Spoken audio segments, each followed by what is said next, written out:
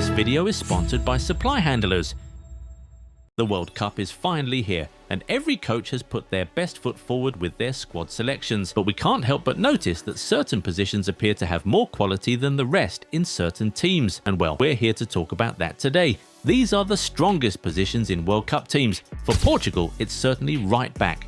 Shout out to their midfield, where they have 5 world-class players fighting for 3 spots, but at right back, they have 5 top players fighting for 1 spot. They have João Cancelo, Matheus Nunes, and Diogo Dalot, 3 top players who are playing for 3 of the biggest clubs in Europe. On top of that, they have Nelson Semedo, as well as Tomás Araujo, who is a centre-back, but can also play as a right-back. Now, which of these right-backs do you think Martinez will be trusting to start for him at the World Cup? Tell us in the comments. While you're there, if you aren't already subscribed to the channel, go do that right away so you never miss out on our amazing content. Done? Okay, let's now talk about Spain.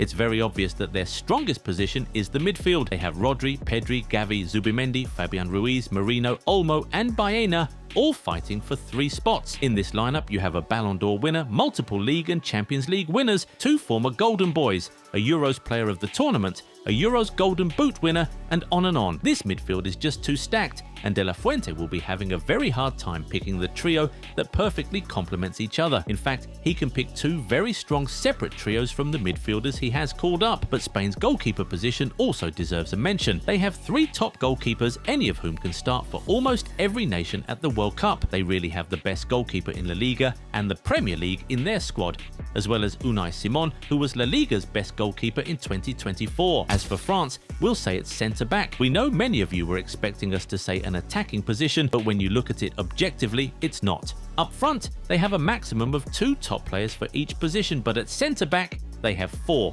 They have Saliba, Upamecano, and Konate, all of whom are world-class players, for sure. I mean, we're talking about 3 of the outright best centre-backs in the world, playing for 3 of the biggest clubs in football. On top of that, they still have Maxence Lacroix, not quite world-class yet, but is definitely a top player doing really well in one of the toughest leagues in the world. Mind you, they still have Jules Koundé and Lucas Hernandez, 2 guys who have and can play at centre-back. Les Bleus can have problems in any other position, but never at centre-back. It's just too overloaded. As for Norway, their one overloaded position is definitely centre forward. In addition to having one of the best strikers in football, they also have Alexander Sørloth and Jørgen Strand Larsen, who play in the 2 toughest leagues in the world. Obviously, Haaland walks into any national team in the world, but Sørloth and Strand Larsen as well can start for quite a number of World Cup teams. They're that good. And it's sort of a similar case with Sweden. Their centre-forward position features 2 of the outright best strikers in Europe. They have Alexander Isak,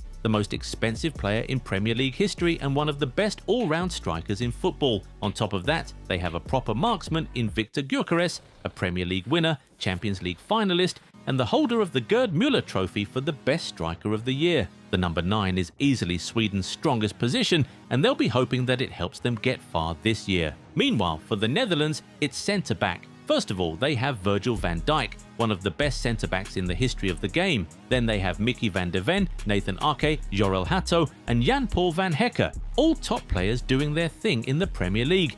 There you already have 5 players fighting for 2 spots, but don't forget that Lucharel Geertruida, who just got called up to replace Jurrien Timber, can also play as a centre-back and did so a lot for Sunderland this season. Ronald Koeman can name a back 4 made up purely of centre-backs at this World Cup. He could easily play Geertruida at right-back, Van Dijk and Ake at centre-back, and Van der Ven at left-back. And he'll still have 2 more centre-backs, Van Hecke and Hato, to bring from off the bench. Yes, that's how overloaded the Netherlands centre-back position is, but for Côte d'Ivoire, their strongest position has to be the right wing. On that wing, they have Amad Diallo and Nicolas Pepe, 2 players who start for Champions League clubs in the Premier League and La Liga respectively. Then on top of that, they have the €100 million rated teenager Yan Diomande, who is naturally a left winger but played on the right wing for most of the season. Even Simon Adingra, who is another left winger, can also put in a good shift at right wing, as we often saw at Brighton. The Elephants just have too many options on the right wing, and they'll be hoping to cause a lot of havoc from there. Now, what about Senegal? They are similar to Spain in that they have way too many top midfielders. They have Idrissa Gueye, Pape Matar Sarr, and Habib Diarra, 3 midfielders who play their football in the Premier League. Then they have Pape Gueye, the scorer of the only goal in the AFCON final earlier this year. as well as Pate Sis, both of whom play their football in La Liga. And that's not even all. They have Lamine Camara, the young lad who plays for AS Monaco in Ligue 1, and not to forget Bara Sapoko Ndiaye, the 18-year-old who just moved to Bayern Munich this year. Just like that, we've named 7 midfielders who play their football in one of the big 5 European leagues. Senegal's midfield is certainly overloaded. Mind you, we didn't even add Iliman Ndiaye and Ismaila Sarr, 2 wingers who can also play as attacking midfielders. Pape Thiaw will surely be spoiled for choice when it comes to the midfield this summer, and the defending champions will have a similar problem. Argentina's midfield is easily their strongest position. They have Enzo Fernandez, Alexis Mac Allister, Rodrigo de Paul, and Leandro Paredes, the guys who helped bring it home in Qatar 4 years ago. But on top of that, they now have Valentin Barco, the new kid on the block who just completed a move to Chelsea and has proven to be a real menace in midfield. Giovanni Lo Celso missed the last World Cup due to injury, but he's back now and ready to win a medal for himself. And let's not forget Ezequiel Palacios, the man who was part of that Bayer Leverkusen team that took the world by storm in 2024. And that's not even all. They also have Thiago Almada, who plays his football for Atleti and just helped them reach the semi-finals of the Champions League. And then Nico Paz, who just got crowned Serie A midfielder of the season after having finished as the highest scoring midfielder in the league and helped Como qualify for Champions League football for the first time ever. Scaloni can really name 2 entirely different midfield trios, and both would be very strong.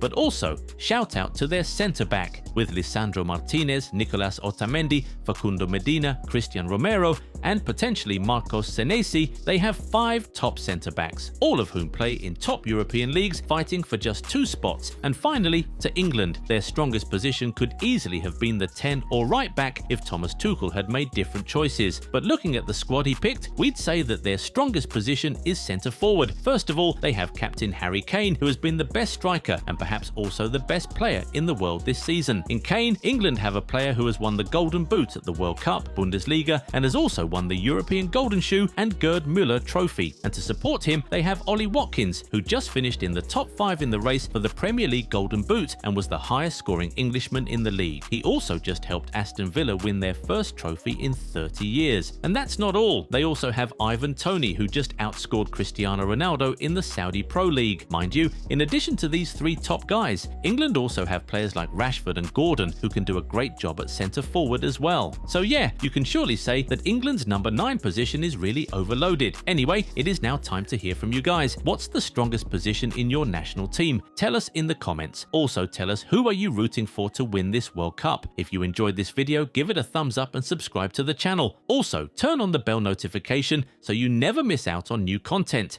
Catch you in the next one. Bye. This video is sponsored by Supply Handlers.